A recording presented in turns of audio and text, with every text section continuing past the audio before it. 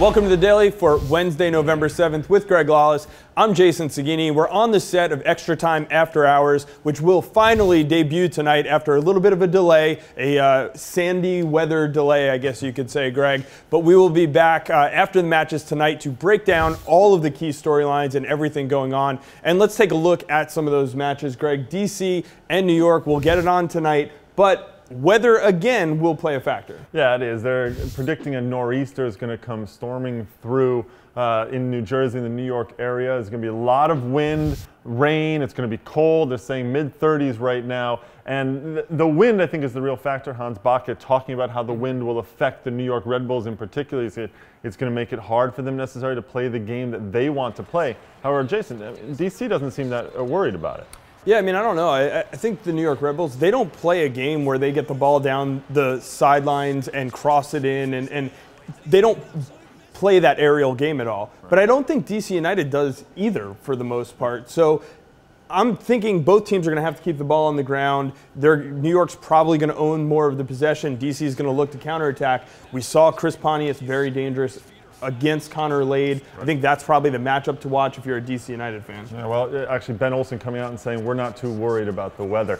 Now, the second game of the night is Sporting Kansas City hosting the Houston Dynamo. Right now, the Dynamo have a 2-0 aggregate lead on Sporting. The game is at 9 p.m. Eastern Time, and you can actually watch a live stream on MLSsoccer.com. It's also going to be on MLS Live and Direct Kick. We'll have a live chat on MLSsoccer.com as well. Now, Jay, this game really is about the midfield. That's where the battle is going to be won, and there are questions for Sporting's midfield. Yeah, I mean, Sporting Kansas City is going to be playing without Paulo Nagamura and Julio Cesar, who at times this season have started together in the midfield. So Roger Espinoza is back. He will have to play a bigger role, but remember, he's banged up. He's coming back from an injury. So the question is, what is Peter Vermes going to do in terms of personnel in the middle of the field? And what do you think he does? I think we might see Aurelio Rosell come in there. We have not seen a lot of him. He's a young player who came over from Spain. He scored a goal earlier in the season in a really nice passing sequence, and then he kind of disappeared and didn't play anymore. It's him or it's Peterson Joseph. Neither of those players are that really defensive-minded midfielder who's going to come in and win a ton of balls. So again, it's going to put pressure on Roger Espinoza and maybe even Graham Zusi to kind of come back and do some of the dirty work. Except that maybe they don't need that defense. They're going to have to push. They're down 2 goals. You know Houston, with their veteran abilities, especially in the midfield, are going to sit back, just wait for that mistake necessarily, and then go to the attack. And I think when you look at Adam Moffat and Ricardo Clark and the way that they're playing in particular, I think that they feel very strong about the way the midfield will be for the Houston Dynamo. All right, that game, 9 p.m. Eastern Time. Again, you can catch a free live stream of that on MLSsoccer.com. Next game, San Jose hosting the LA Galaxy. This one is on ESPN2 at 11 p.m. Eastern Time, Greg.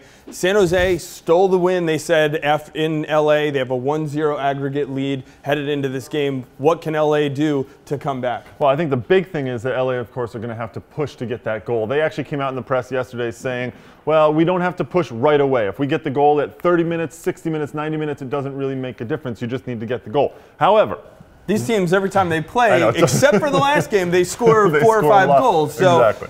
I don't know if we're going to see anyone sitting back and waiting to pick their spots. I think that you're going to see teams going at it full agree, throttle. But the real question, I think, comes down to the LA Galaxy backline. Because when the Galaxy do have to go and get that goal in order to make up the ground, they are going to be exposed. So when you have Lennart, Chris Wondolowski, and if Alan Gordon comes in as well, and Simon Dawkins did a pretty decent job the other day when he came off the bench running at the defense.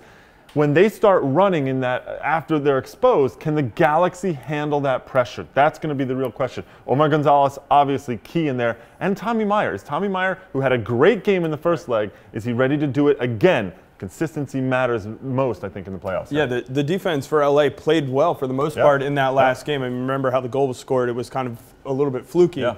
So we'll see if they can hold up against more pressure and the counterattack from San Jose. Again, that game tonight, 11 p.m. Eastern Time, and head to MLSsoccer.com afterwards for all the analysis.